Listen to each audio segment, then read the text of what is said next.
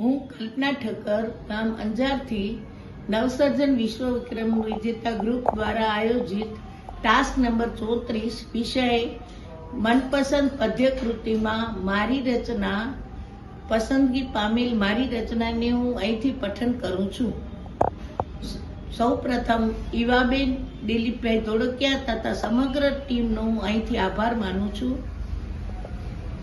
આગિયા બનીને નથી ઝબકવું મારે, આગિયા બનીને નથી ઝબકવું મારે, તારલા બનીને ટમટમવું છે. ઘેરા અંધકારમાં ખેતરને સેઢે મારે, ઘેરા અંધકારમાં ખેતરને સેઢે મારે, ચાંદની બનીને ચમકવું છે.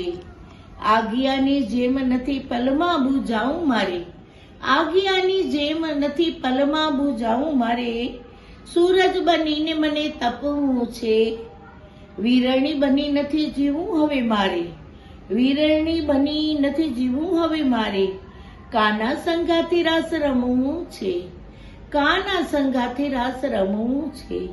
દુનિયાના લોકો ભલે હાંસી ઉડાવે મારી, દુનિયાના લોકો ભલે હાંસી ઉડાવે મારી, મીરાની જેમ મને નાચવું છે.